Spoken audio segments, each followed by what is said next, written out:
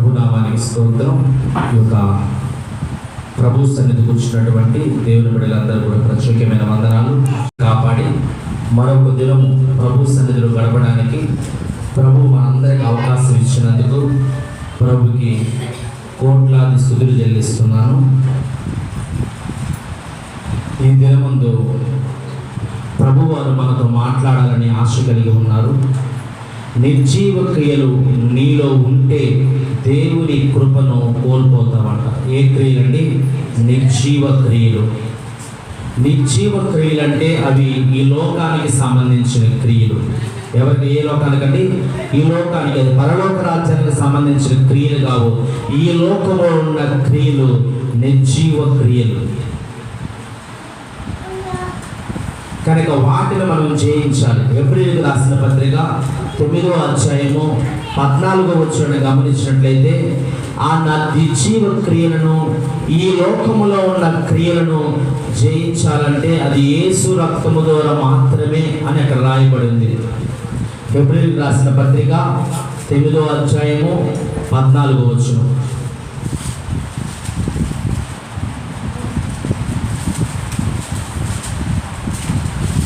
మరొకరు 1 యోహాను పత్రిక 1వ అధ్యాయం 16వ వచనం.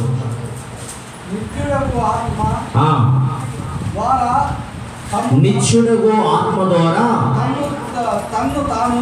తన్ను తాను దేవునికి నిర్దోషునిగా అర్పించుకొనిన క్రీస్తు యొక్క రక్తములో నిర్జీవ క్రియలను విడిచి జీవము గల దేవుని సేవించుటకు మీ మనస్సాక్షిని ఎంతో ఎక్కువగా శుద్ధి చేయండి. దేవునికి స్తోత్రం. హల్లెలూయా. 1 యోహాను రాసిన పత్రిక 1వ అధ్యాయము 16వ వచనము. ఈ లోకములో ఉన్నదంతయు శరీరాస, నేత్రాస, జీవపడమము. ఈ నిర్జీవ క్రియలంటే శరీరాస, నేత్రాస, జీవపడమము. దేవునికి స్తోత్రం. హల్లెలూయా. ఈ 3 అండి. వీటిని చేయించాలంటే యేసు రక్తము ద్వారా మాత్రమే అంట.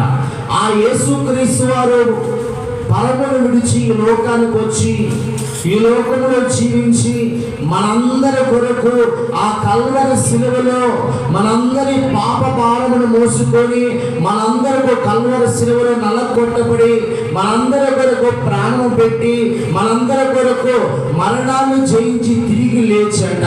ఆయన రక్తము ద్వారా నిర్జీవ క్రియలను జయించే శక్తిని, హృదయాన్ని శుద్ధీకరించే శక్తిని దేవుడు ఇస్తాడంట. ఆమేన్. హల్లెలూయా. యేసు రక్తం ద్వారా మాత్రమే ఈ లోకాన్ని మనం జయించగలమంటండి. ఆ యేసు రక్తం అంట మన హృదయాన్ని ఎంతగానో శుద్ధీకరిస్తుందంట.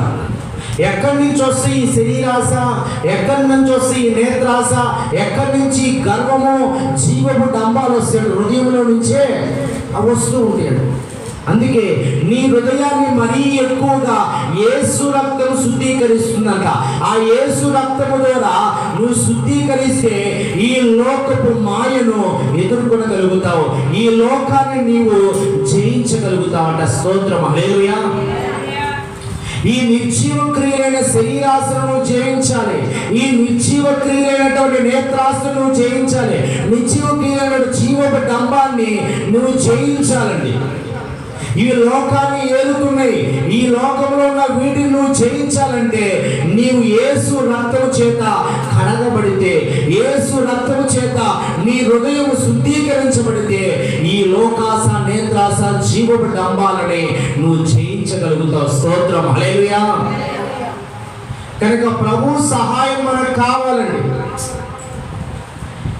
ఇక్కడ ఎఫెసీయులకు రాసిన పత్రిక 5వ అధ్యాయం 1వ వచనాన్ని మనం గమనించినట్లయితే ప్రభు ఎందుకు ఈ లోకానికి వచ్చాడు, ప్రభు ఎందుకు నీ కొరకు నా కొరకు ప్రాణం పెట్టాడంటే ప్రభు ఒక కోరిక ఉందండి.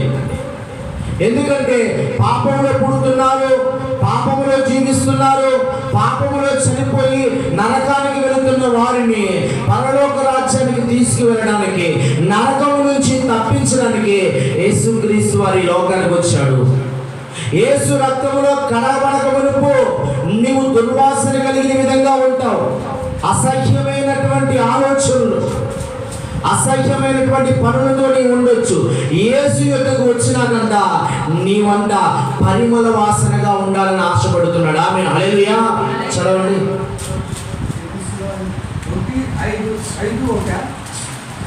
ఎఫెసీయులకు రాసిన పత్రిక 5వ అధ్యాయం 1వ వచనం. కావున మీరు ప్రియులైన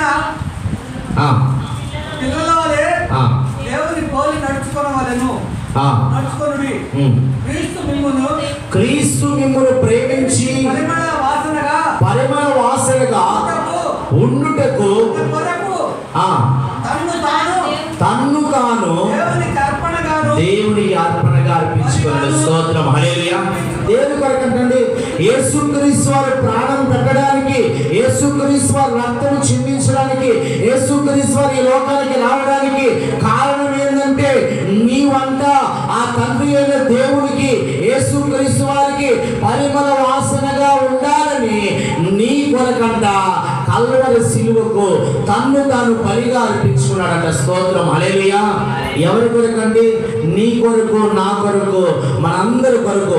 నీవు నేను అంట ఒక సువాసన ఇచ్చే పరిమళ వాసనగా ఉండాలని ప్రభువు కోరికంటండి. మరి ఎక్కువ ఏ వాసన కలిగి ఉన్నాం? మన దగ్గర ఏ వాసన వస్తుంది? నీ వాసన అంటే ఆ పరిమళ వాసన ఎలా ఉండాలంటే నీ సాక్ష్య జీవితం అంట వెదజల్లబడాలంట. స్తోత్రం, హల్లెలూయా. నీ సాక్ష్యం అదే పరిమళ వాసన. కొంతమంది సాక్ష్యాలు ఎలా ఉంటే, అయ్యా ఆ స్త్రీ మంచిది కాదు, ఆ పురుషుడు మంచోడు కాదు, ఇదిగో వారి కొడుకు మంచోడు కాదు, తాగుబోతు, తిరిగిపోతూ, అతని నోటిలో మనం నోరు పెట్టలేమయ్యా, అంత అసహ్యుడు. సాక్ష్యం, నీ సాక్ష్యం ఎలా ఉండాలి?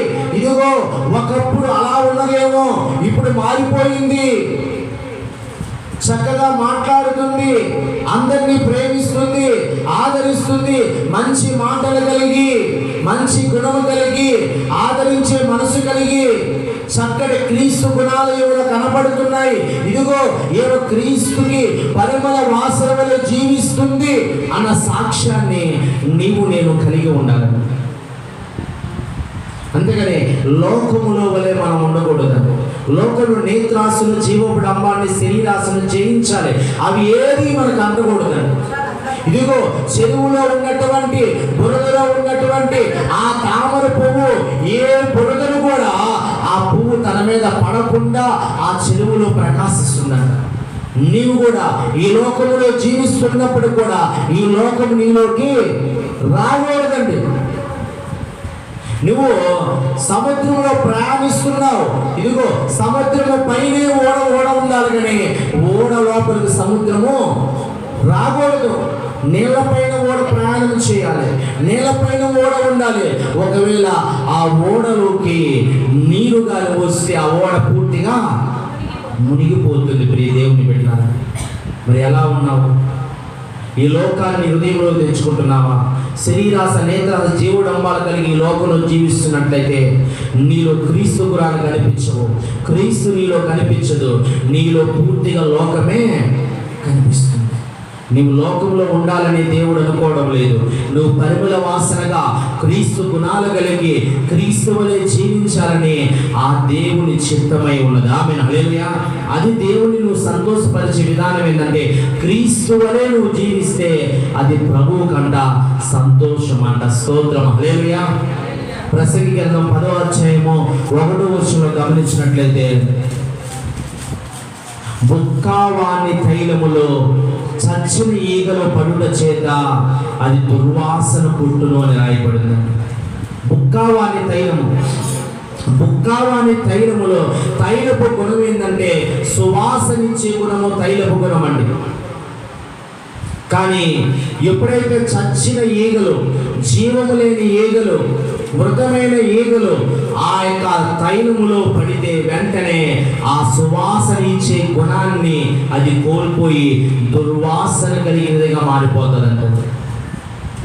ప్రియ దేవుని బిడ్డరా, యేసుక్రీస్తు వారు సిలువ వేయబడక మునుపు ఈ యొక్క మరియా యేసుక్రీస్తు వారు తన గృహంలోకి ఆహ్వానించి ఆ వంట అత్తరు, సువాసన కలిగిన అత్తరు తీసుకొని యేసయ్య పాదాల మీద పోసి తన కురులతో యేసుక్రీస్తు వారి పాదాలు తుడిచిందండి.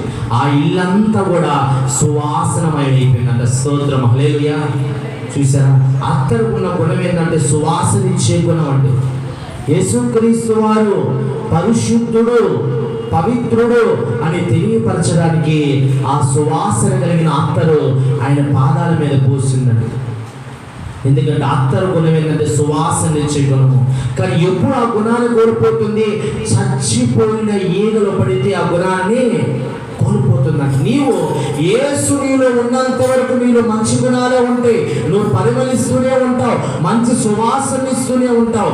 ఎప్పుడైతే ఈ లోకంలో ఉన్నటువంటి చచ్చిన ఈగల వంటి లోకాన్ని నీ శరీరంలోకి, నీ దేహంలోకి, నీ హృదయంలోకి తెచ్చుకుంటావో వెంటనే నీ మనస్సు, నీ ఆలోచనలు, నీ తలంపులు అన్నీ మారిపోయి నువ్వు లోకంలో కలిసిపోతావు. అందుకేనంట నీవు పరిమళ వాసన ఇచ్చే తైలము వలె నీవు ఉండాలంటే ఎలా ఉండాలంటే పరిమళ వాసన ఇచ్చే తైలము వలె ఉండాలి, సువాసన ఇచ్చే తైలము వలె ఉండాలని నీ కొరకు నా కొరకు యేసుక్రీస్తు వారి కల్వరి శిలువలో ప్రాణం పెట్టాడు. మరి నీవు ఎలా ఉంటున్నావు?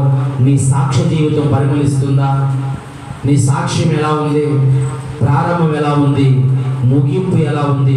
ఇప్పుడు ఎలా ఉంది నీ సాక్ష్యము? ఆలోచన చేసుకోవాలి ప్రియదేవుడు. ఒకప్పుడు బాగుందయ్యా, ఒకప్పుడు చక్కగా ఉన్నారు, మందిరాన్ని విడిచిపెట్టే వాళ్ళు కాదు, ఇప్పుడు మందిరాన్ని విడిచిపెట్టి లోకంలో తిరుగుతున్నారు. ఎక్కడ సాక్ష్యము? నీ సాక్ష్యం ఎలా ఉంది? అది కావాలండి. నీ సాక్ష్యము మరణం వరకు ఆ సాక్ష్యము పరిమళిస్తూనే ఉండాలి. దేవుని రాకడ వరకు ఆ సాక్ష్యం పరిమళిస్తూనే ఉండాలి. ప్రభు చెంతకి, పరలోక రాజ్యానికి చేరేంత వరకు ఆ సాక్ష్యం పరిమళిస్తూనే ఉండాలంట. ఆమేన్, హల్లెలూయా. నీ సాక్ష్యాన్ని నువ్వు కాపాడుకోవాలండి. నిర్జీవ క్రియలకు లోనై దేవుని కృపను కోల్పోయినటువంటి వారు బైబిల్ గ్రంథంలో కొద్దిమంది భక్తులు ఉన్నారండి. వారు ఎవరంట? భక్తులు ఉన్నారండి. ఆ భక్తులు ఏం చేశారు? నిర్జీవ క్రియలు, లోకానికి సంబంధించినటువంటి శరీరాస, నేత్రాస, జీవోడంబానికి లోనయ్యి దేవుడు ఇచ్చినటువంటి కృపను, దేవుడు ఇచ్చినటువంటి ఆధిక్యతను కోల్పోయి భ్రష్టులైపోయారంట. ఏమయ్యారంట? భ్రష్టులయ్యారు. మరి ఆ లిస్టులో మనం ఉన్నామేమో ఒకసారి చూసుకోవాలి. దేనికి వారు లోపడ్డారో, దేని వల్ల పడిపోయారో ఒకసారి చూసుకుందాం. మొదటి రాజుల గ్రంథము 4వ అధ్యాయము 29వ వచనం. మొదటి రాజుల గ్రంథము 4వ అధ్యాయము 29వ వచనం. ఇక్కడ సొలొమోను గురించి రాయబడిందండి. సొలొమోను దేవుడు ప్రేమించాడు. దావీదుకు చేసిన వాగ్దానాన్ని బట్టి సొలొమోనుకి రాజ్యం అప్పగించబడిందండి. మొదటి రాజుల గ్రంథము 4వ అధ్యాయము 29వ వచనం. పేపర్ తీసుకోవాలి, నేను చెప్పంగానే మీరు బుక్ తీసుకోవాలి, బుక్లో రాసుకోవాలి, రాసుకొని వెంటనే చదవడానికి ప్రయత్నం చేయాలి.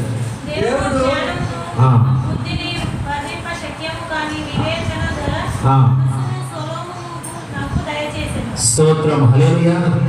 దేవుడంట జ్ఞానము, తెలివి, వర్ణింప సత్యముగా జ్ఞానాన్ని సొలొమోనుకి ప్రభు దయచేశాడంట. ఎందుకంటే సొలొమోను దేవుని చేత ఏర్పరచబడిన వాడండి, దేవుని చేత పిలువబడేవాడు సొలొమోను అండి. ఎందుకంటే దావీదుకు చేసిన వాగ్దానము సొలొమోను పట్ల నెరవేరిందండి. సొలొమోను దేవుడు ఏర్పరచుకున్నాడు. సొలొమోను పుట్టినప్పుడే దేవుడు అతనికి యెదిద్యా అనే పేరు పెట్టాడు. యెదిద్యా అంటే యెహోవాకు ప్రియుడు, ఇష్టుడు అంటాడు. అంటే అంత ఇష్టమైన వ్యక్తి సొలొమోను అండి. అతని పేరు యెదిద్యా, దేవుడు పెట్టుకున్న పేరు. ఆ సొలొమోను జ్ఞానము ప్రపంచం మొత్తం విస్తరించిందంట. అతనికి మించిన జ్ఞానవంతుడు ఎవరు లేరంట. కొన్ని పేర్లు కింద రాయబడింది, వీరు కంటే మహాజ్ఞానం కలిగిన వాడు సొలొమోను అని రాయబడిందంట. సరే, స్తోత్రం, హల్లెలూయా. కనుక అంత మహాజ్ఞాని అయిన సొలొమోను, అతని మించిన జ్ఞానవంతులు లోకంలో లేరండి. షేబా దేశపు రాణి సైతము కూడా సొలొమోను జ్ఞానాన్ని పరీక్షించడానికి షేబా దేశము నుంచి యెరూషలేముకు వచ్చిందండి. ఎందుకంటే అంత మహాజ్ఞాని, అనేక దేశాలకు అనేక రాజ్యాలకు సొలొమోను జ్ఞానవంతుడు అని చెప్పి విస్తరించిందని తెలిసిందన్న. సొలొమోను వంటి జ్ఞాని ఈ ప్రపంచంలో ఎవడూ లేడు అని ప్రపంచానికి తెలిసిపోయిందండి. దేవుడు ఏమంటున్నాడు తెలుసా? సొలొమోనా, నీ వంటి జ్ఞానము కలిగిన వాడు ఇంతకు మునుపు, నీకు మునుపు, నీకు తర్వాత కూడా ఎవడు ఉండడంట. స్తోత్రం, హల్లెలూయా. ఎంత ఆధిక్యత ఇచ్చాడండి. నీ వంటి జ్ఞాని ముందు నీ వెనక కూడా ఉండడంట. అంటే నీవే అంత మహాజ్ఞానాన్ని నేను నీకు ఇస్తున్నాను, అంత తెలివి నీకు ఇస్తున్నాను, నువ్వు జాగ్రత్తగా ఉంటే నువ్వు దీవించబడతావని సొలొమోనుకు చెప్పాడు. షేబా దేశపు రాణి కూడా వచ్చి ఇతర జ్ఞానాన్ని చూసి ఆశ్చర్యపోయి సంతోషంగా వెళ్ళిందండి. అనేక రాజులు వచ్చి యుద్ధం చేయడానికి యెరూషలేముకి రావడం లేదు, కానీ సొలొమోను జ్ఞానాన్ని చూడడానికి, సొలొమోను చూడడానికి యెరూషలేముకి వచ్చేవారంటాడు. ఎంత ఆధిక్యత ఇచ్చాడు. యుద్ధాలు లేవు, అందరితో సమాధానము, సంతోషము, గొప్ప రాజ్యము, గొప్ప సైన్యము, అంత గొప్ప స్థితిలో సొలొమోను ఉంచితే అతడు ఏం చేశాడంటే శరీరాశకు లోపడ్డాడంట. ఏ ఆశకండి? శరీరాశకు లోపడి దేవుడిచ్చిన ఆధిక్యతను కోల్పోయాడండి. ఈరోజు అందుకే దావీదు అంటాడు, అయ్యా నన్ను ధనవంతుడిగా చేయొద్దయ్యా, మహాధనవంతుడిగా నన్ను చేస్తే నేను సుఖాలకు అలవాటు పడి దేవుడు ఎవడు అని అంటానేమో, మరీ కటిక పేదవాడుగా నన్ను చేయొద్దయ్యా, ఒకవేళ చేస్తే దొంగతనం, తిండి కోసము దొంగతనం చేస్తానేమో నాయ, కనుక నన్ను మధ్యలో నాకు కావలసిన తిండి, ఆహారము సమస్తాన్ని సమకూర్చు చాలు ప్రభు అంటాడు. ఆమేన్, హల్లెలూయా.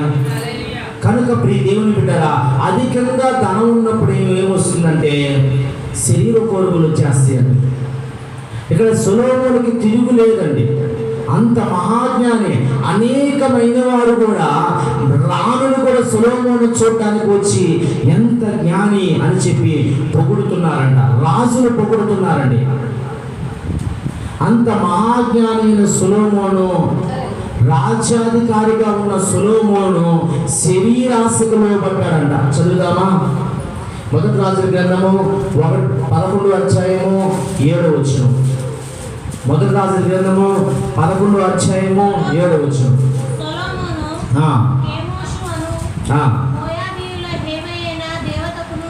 కెమోషు మోయాబీయులైన దేవతకును, మోలెకు అను అమ్మోనీయుల హేయమైన దేవతకును యెరూషలేము ఎదుటనున్న కొండ మీద బలిపీఠములను కట్టించెను. తమ దేవతలకు ధూపము వేయించు బలులను అర్పించు, తమ దేవతలకు ధూపం వేయించు బలులు అర్పించు, పరస్త్రీలైన తన భార్యల నిమిత్తము ఇలాగు చేసి. చూసారు ఎవరి కోసం అంట? భార్యలు శరీరాశ కొరకు తన భార్యలు ఎవరి అంటే పరస్త్రీల కోసము. ఏ స్త్రీలంట? పరస్త్రీ అంటే వేరే స్త్రీల కోసం, అన్ని స్త్రీల కోసం ఏం చేశాడంటే వారిని సంతోషపెట్టడానికి, వారికి ఆనందం కలిగించడానికి దేవుని మాటను పక్కకు నెట్టివేసి వారి కొరకు అన్య దేవతలకి బలిపీఠాలను కట్టించాడంట. చూసారు ఎంత గొప్ప పేరు ప్రతిష్ట దేవుడికి అనుగ్రహించాడండి. అతను వంటి జ్ఞాని లేడంటున్నాడు. ఇంతకు మునుపు అతని తర్వాత కూడా లేదని దేవుడు గొప్ప ఆధిక్యతను అతను అనుగ్రహిస్తే అతను ఏం చేస్తున్నాడంటే ఈ లోకములో సామాన్యమైన స్త్రీల కొరకు దేవుని మాటను నెట్టివేసి వారి కొరకు చేయకూడని పనులు చేస్తూ బలిపీఠాలు కట్టిస్తున్నాడంట. ఈరోజు చాలామంది అదేనండి, ఈ లోకానికి సంబంధించిన శరీర కోరికల కొరకు దేవుని తోసివేస్తూ ఉంటారు, దేవుని నెట్టివేస్తూ ఉంటారు. చాలామంది లోకంలో మందిరానికి వస్తూ ఉంటారు, చక్కగా వాక్యం వింటారు, అపవిత్రతను కలుగజేసుకుంటారు. నాకు తెలిసిన ఒక కుటుంబం ఉంది, భార్యాభర్తలు చక్కగానే ఉన్నారు, సైతాను శోధించింది. భార్య ఏం చేసిందంటే పిల్లల్ని భర్తను వదిలేసి వేరే మార్గంలో వేరే పురుషులతో వెళ్ళిపోయింది. భర్త ఏం చేశాడు? తర్వాత కొన్ని రోజుల తర్వాత అతను కూడా ఈ పిల్లలను వదిలేసి అతను వేరే దారిలో తాను వెళ్ళిపోయాడు. వాళ్ళ పుట్టిన బిడ్డలు అనాథులైపోయి రోడ్ల మీద తిరుగుతూ చెడ్డ వ్యసనాలకు అలవాటయ్యి చెడ్డ పనులు చేస్తూ దొంగతనాలు చేస్తూ జైలుకి అప్పగించబడ్డారు. ఎందుకంటావు? ఎందుకంటే తల్లిదండ్రులు సరిగా లేరండి. తల్లి ఒక దారి, తండ్రి ఒక దారి, శరీర కోరికలను బట్టి పాపం చేత పట్టబడ్డారు. పిల్లలు అన్యాయం అయిపోయారు. ప్రియ దేవుని బిడ్డలారా, దిక్కులేని వారు అయిపోయారు. తెలిసి తెలియని వయసులో చేయకూడని పనులు చేసి శిక్ష అనుభవిస్తున్నారు. నేను అంటాను, దూరంగా ఉండాలి. శరీర కోరికల్లో మనం ఏం చేయాలంటే జయించాలి. దేని ద్వారా రాయబడింది? యేసు రక్తము ద్వారా నిర్జీవ క్రియలు, జీవము లేని క్రియలైనటువంటి ఈ శరీర కార్యాలను మనం ఏం చేయాలంట? జయించాలంట. ఈ జీవపుడు అమ్మాన్ని నేత్రాసనం, శరీరాసనం మనం జీవించాలి. ఈ యొక్క సొలొమోను శరీరాసనం బట్టి, శరీర కోరికలను బట్టి దేవుని మాటను నెట్టివేసి పాపపు కార్యాలు చేసి బలిపీఠాలు కట్టి తన పవిత్రతను కోల్పోయి అపవిత్రుడైపోయాడండి. అయినా దేవుడు విడవలా. దేవుడు అయినా అవకాశం ఇస్తున్నాడు. చదవండి 11వ వచనం. నేను నీతో చేసిన నా నిబంధన నన్ను కట్టడములను నీవు ఆచరించక 9వ వచనం చదవండి. 9 ఫస్ట్. ఇశ్రాయేలు దేవుడైన యెహోవా ఇతనికి 2 సార్లు ప్రత్యక్షమై నీవు ఇతర దేవతలను వెంబడింపవలదని అతనికి ఆజ్ఞాపించినను సొలొమోను హృదయము ఆయన వద్ద నుండి తొలగిపోయెను. స్తోత్రం. చూశారు, 2 సార్లు దేవుడు మాట్లాడాడట.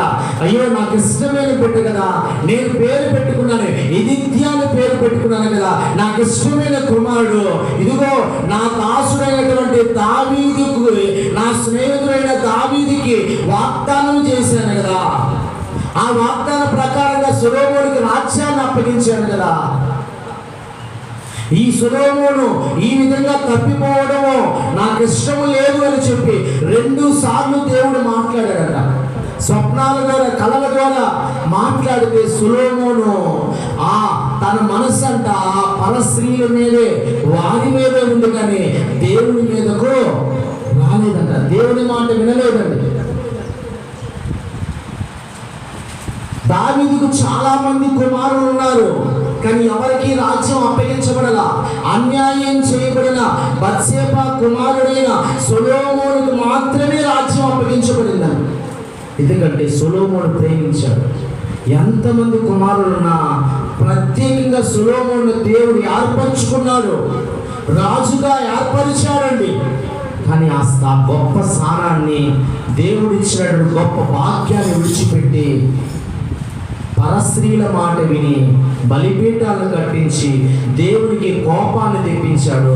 అప్పటికి దేవుడు, నువ్వు మారతాడేమో, ఇప్పటికైనా సృష్టికర్త నన్ను తెలుసుకుంటాడేమో, పశ్చాత్తాపడతాడేమో, నా సన్నిధికి వచ్చి కన్నీరు కారుస్తాడేమో, చేసిన తప్పును ఒప్పుకుంటాడేమో అని 2 సార్లు స్వప్నాల ద్వారా దేవుడు మాట్లాడిన సొలొమోను హృదయము దేవుని యొద్దకు రాలేదన్న.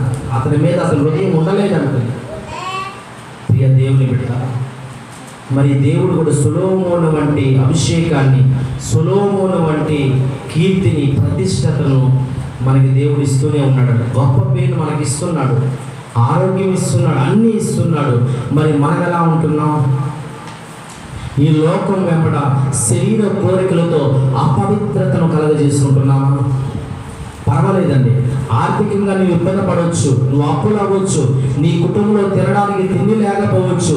అయినప్పటికీ కూడా నీ మనసు దారి తప్పిపోకూడదండి. నా దేవుడు నన్ను పస్తు ఉంచడు, నా దేవుడు నా బిడ్డలు ప్రేమిస్తాడు, నా దేవుడు నన్ను ప్రేమిస్తాడు, నాకు కావలసిన ఆహారము, నాకు కావలసిన సమస్తము నా దేవుడు సమకూరుస్తాడు అన్న విశ్వాసం మనం కలిగి ఉండాలి.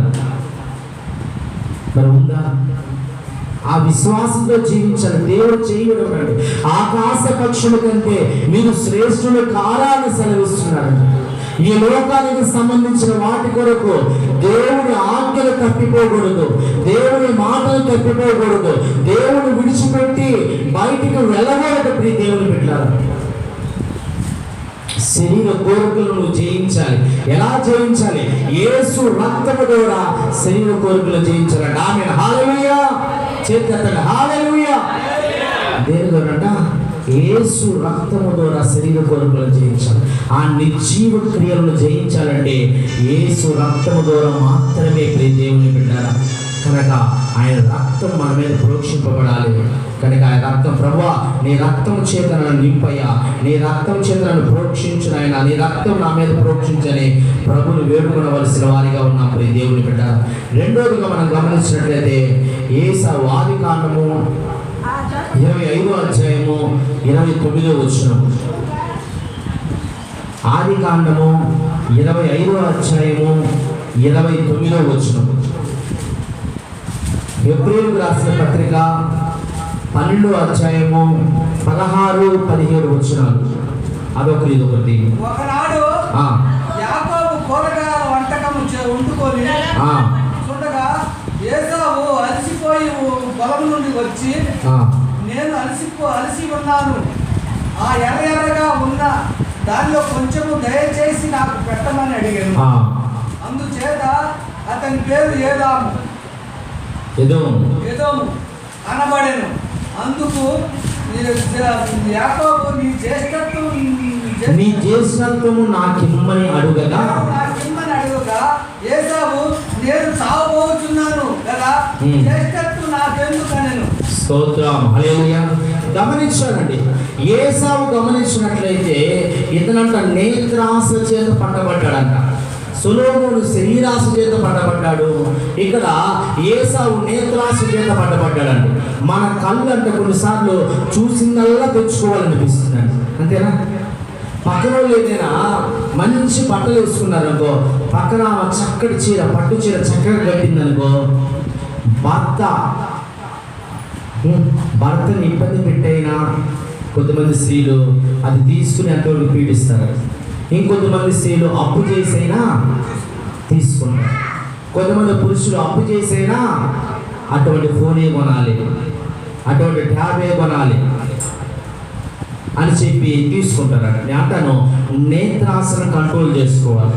ఇక్కడ గమనించినట్లయితే ఏసావంట చక్కగా మంచి వేటగాడండి, వేట నేర్పగలిగిన వాడు. అడవికి వెళ్ళి మంచిగా వేటాడి మంచి జంతువులను పట్టుకొని చక్కగా ఉంటున్నాడండి. ఒకరోజు అంట ఏ జంతువు దొరకలేదంట. అలిసిపోయి ఇంటికి వస్తేనంట ఈ యొక్క యాకోబు ఆ దుంపలు ఎర్రగా ఉండే దుంపలు కూర చేస్తున్నాడంట. ఏసావు ఎర్రగా ఉండే దుంపలను చూసి అయ్యో ఇంత బాగున్నాయా అని చెప్పి అంటున్నాడు. ఆ దుంపల కూర, ఆ ఎర్రటి కలగూర వంటకం నాకు ఇస్తావా? నాకు ఇస్తే నేను చక్కగా తింటానంటున్నాడు. వెంటనే యాకోబు అంటున్నాడు, ఇదిగో నేను నీకు ఇస్తాను, కానీ నీవు నీ జ్యేష్ఠత్వాన్ని నాకు అమ్మి. ఏదమేనంట? జ్యేష్ఠత్వాన్ని అమ్మి. ఏసావు అంటున్నాడు, నేను చనిపోతున్నాను కదా, నాకు ఆ జ్యేష్ఠత్వం ఎందుకు? ఆ కలగూర వంటకం నాకు ఉంటే చాలు, జ్యేష్ఠత్వం నా కొట్టు, నువ్వే తీసుకో అని చెప్పి ఏసావు అమ్మేస్తాడు. ఇశ్రాయేలు వంశములో, యూదుల వంశములో ప్రథమ పుట్టిన కుమారుడికి ఆశీర్వాదము ప్రథమ కుమారుడు అండి. సేవకు కూడా చాలా మంది ఫస్ట్ కుమారుడు అని ఇస్తారు. మా కుమారుడు సేవకి ఇస్తానయ్యా. దేవునికి ప్రథమ సంతతిని దేవునికి ఇవ్వాలి, ప్రథమ ఫలాన్ని దేవునికి ఇవ్వాలి, మొదటి అర్పణ దేవునికి ఇవ్వాలి. మొదటిది ప్రతిది కూడా మొదటిది దేవునికి ఇవ్వాలి. అంటే మొదట ఆశీర్వాదం పొందుకునేది ఏసావు. తండ్రి ఆశీర్వాదాలు పొందుకోవడానికి అర్హుడు ఎవరంటే ఏసావు అండి. ఇవన్నీ ఏసావు యాకోబుకి ఇచ్చిన, ఇసాకుకి ఇచ్చిన ఆశీర్వాదాలన్నీ కూడా ఏసావు పొందుకోవాలండి. కానీ తన జ్యేష్ఠత్వాన్ని అమ్మేసి దేవుడు ఇస్తున్న ఆశీర్వాదాలను కోల్పోయాడు. ఈరోజు చాలామంది అదే కదండి, తిండికి ఆశపడుతున్నాం, వెళ్ళకూడదు, అపవిత్రమైన తినకూడదు అని చెబుతున్న అపవిత్రమైన వాటి స్థలాలకు వెళ్ళి అపవిత్రమైన ఆహారాన్ని పూజిస్తూ అపవిత్రులైపోయి దేవుడు నీకు ఇస్తున్నటువంటి నిత్య జీవాన్ని నువ్వు కోల్పోయి భ్రష్టుడవు పదష్టురాలవైపోతున్నావు. ఆలోచన చేసుకోవాలి. ఆ తిండి కోసము దేవుణ్ణి కోల్పోకూడదండి. ఆ తిండి కోసము దేవుడిచ్చిన ఆధిక్యతను కోల్పోకూడదు. ఆ తిండి కోసము దేవుడిచ్చే ఆశీర్వాదాలను కోల్పోకూడదు. ఆ తిండి కోసము దేవుడికి ఇస్తానని వాగ్దానం చేసిన ఆ పరలోక రాజ్యాన్ని నువ్వు కోల్పోకూడదండి. అది లేకపోయినా పర్వాలేదు, నాకు దేవుని రాజ్యము కావాలని చెప్పి అపవిత్రమైన భోజనాన్ని తినకుండా త్రోసివేసి మనం వచ్చేవారిగా ఉండాలి. ఏశావు ఆ సమయంలో ఒక్క పూట తిండికి ఆశపడ్డాడంట. చదవండి ఇప్పుడు హెబ్రీయులకు రాసిన పత్రిక 12వ అధ్యాయము 16-17 వచనాలు. ఒక పూట కూటి కొరకు జ్యేష్ఠత్వపు హక్కును అమ్మివేసిన ఏసావు వంటి భ్రష్టుడు ఎవరైనా వ్యభిచారి అయినను ఉండునేమో అని జాగ్రత్తగా చూసారండి. ఏమనండి, ఏసావు వంటి భ్రష్టుడు, ఏసావు వంటి వ్యభిచారి అంటున్నాడు. పదాలు చూసి ఎలా వాడారంటే, దేవుడిని కాదని దేవుడు చెయ్యొద్దన్న పని చేస్తే భ్రష్టుడు అని వాడుతున్నాడు.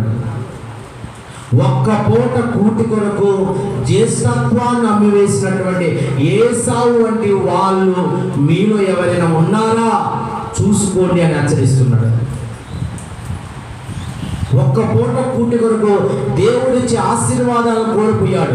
జ్యేష్ఠత్వపు హక్కును విడిచిపెట్టాడు. భ్రష్టుడైపోయాడండి. చాలా మంది అదేనండి. ప్రభు వాగ్దానం చేస్తాడు, అది పొందుకునే లోపల ఏం చేస్తున్నాడంటే దారి తప్పిపోయి దేవుడి ఆశీర్వాదాలను కోల్పోతున్నారు.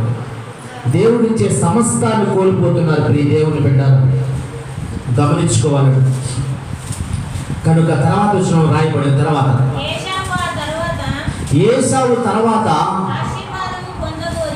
ఆశీర్వాదము పొందకోరి కన్నీళ్లు విడుచుచు దానికోసము శ్రద్ధతో వెతికినను. స్తోత్రం, హల్లెలూయా. తర్వాత అడిగాడు, తండ్రి దగ్గరకు వచ్చాడు, తండ్రి నా తమ్ముడైన యాకోబుకు ఆశీర్వాదాలన్నీ ఇచ్చేసావా, మరి నాకేమైనా ఉన్నదా అని ఏడ్చాడంట, కన్నీరు పెట్టుకున్నాడంట. ఎంతగా చేసినా మరలా ఆశీర్వాదాలు పొందుకోలేకపోయాడు. ఒక్కసారి పోగొట్టుకుంటే మరలా మనం తిరిగి సంపూర్ణ సిస్టర్ పొందుకోలేము. దేవుని విడిచిపెట్టి ఒకసారి నీవు భ్రష్టుడుగా తప్పిపోతే మరలా తిరిగి రావడం కష్టం అండి. అందుబాటులో ఉన్నప్పుడే నువ్వు జాగ్రత్త కలిగి ఉండాలి. నిలుచున్నాను అనువాడంట, అక్కడ రాయబడింది. పడిపోకుండా ఉండటకు జాగ్రత్త కలిగి ఉండాలంట. చదువుతున్నాను, నిలుచున్నానండి, మందిరానికి వెళ్తున్నాను, ప్రార్థన చేస్తున్నాను అని అనుకుంటున్నావు, కానీ పడిపోతానేమో అన్న భయాన్ని మనము కలిగి ఉండాలి. చదవండి, మొదటి కొరింథీయులకు రాసిన పత్రిక 10:29.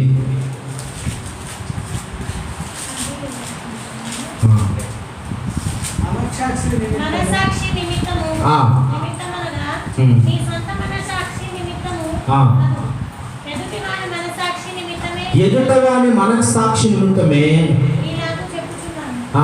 ఎందుకనగా వేరొకరి మనసాక్షిని బట్టి నా స్వాతంత్ర విషయములలో తీర్పు తీర్చబడనేలా నేను కృతజ్ఞతతో పుచ్చుకొనిన ఎడల నేను దేవుని నిమిత్తము కృతజ్ఞతాస్తుతులు చెల్లించుచున్నాను. స్తోత్రం, హల్లెలూయా. 31 వచ్చింది.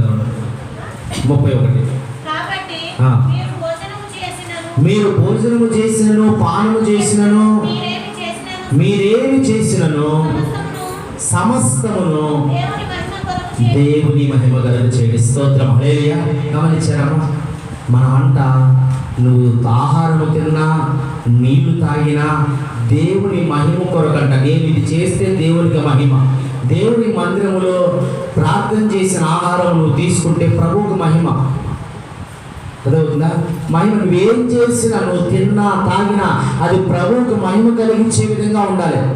ఒక పూట డబ్బులు లేకపోయినప్పుడు వేరే మనసు లేకుండా పస్తులుండి మరొక పూట నువ్వు తిన్నావంటే దేవునికి మహిమే. ఆమె హల్లెలూయా. ఈ పూట లేకపోయినా దేవుడి దగ్గర కష్టపడి సంపాదించుకొని తింటే అది ప్రభువుకి మహిమ. ఈ పూట లేనప్పుడు నువ్వు దొంగతనం చేసుకొని తిన్నావు అనుకో, అది ప్రభువుకి మహిమ రాదండి. కష్టపడి ప్రభువుకు చెప్పినట్టుగా మనం జీవించి మన కుటుంబాన్ని పోషించుకోవాలి. అప్పుడు నువ్వు పానము చేసిన ఆహారం తిన్న ప్రభు మహిమ కొరకు చేయాలంట. స్తోత్రం, హల్లెలూయా. కనుక అపవిత్రమైనటువంటి ఆహారాన్ని మనము తినకుండా ఉండాలి. ప్రభు మనలో చేతులు వేస్తున్నాం, అదేవిధంగా తినకూడని చోటకి వెళ్ళి అక్కడ చేతులు వేస్తున్నాం. దీన్ని బట్టి ప్రభుకు రోషం పుట్టించడం అని అక్కడ రాయబడింది. జాగ్రత్త కలిగి ఉండాలి. ఈ విషయంలో చాలా జాగ్రత్త కలిగి ఉండాలి ప్రియ దేవుని బిడ్డారా. మూడోదిగా కయ్యను. ఆదికాండము 4వ అధ్యాయము 3వ వచనం నుంచి 10వ వచనం వరకు నేను గమనించండి. చదవదు టైం అయిపోతే. కయ్యను గురించి చూస్తే హేబేలును చంపిన వ్యక్తిగా ఉన్నాడు. ఇద్దరు అన్నదమ్ములే, కానీ కయ్యను అంట తనకంట పంట పండిన తర్వాత చివరలో ఉన్న పంటను దేవుని దగ్గర తీసుకొచ్చి బలి అర్పించాడు. హేబేలు తన మందల నుంచి మొదట పుట్టిన దాన్ని, శ్రేష్టమైన దాన్ని, బలంగా ఉన్నటువంటి ఆ పిల్లని తీసుకొచ్చి దేవునికి బలి అర్పించాడంట. ఆయన హేబేలు బలి దేవుడు అంగీకరించాడు, కయ్యను బలిని దేవుడు త్రోసివేశాడు. ఎందుకంటే కయ్యను హృదయం దేవునికి దూరంగా ఉందంట. అక్కడ రాయబడింది, సత్క్రియ చేసిన ఎడల నువ్వు తలనెత్తుకొనవా. మంచి పని చేస్తే తలెత్తుకుని ఎవరు ఏమన్నా నువ్వేమో చేస్తావు అంటే తలెత్తుకుంటావు. వాళ్ళనే అనుకొని నేను చేసింది మంచే, అంతే కదండి.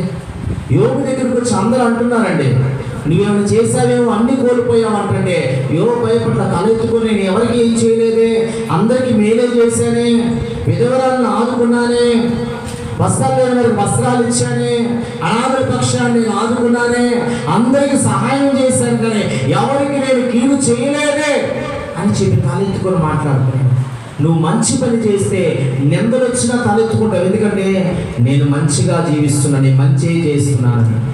నువ్వు చెడు చేస్తే తల ఎత్తుకోలేవు ప్రియ దేవుని బిడ్డ. ఇక్కడ అంటున్నాడు, కయ్యనుకి కోపం వస్తుందంట.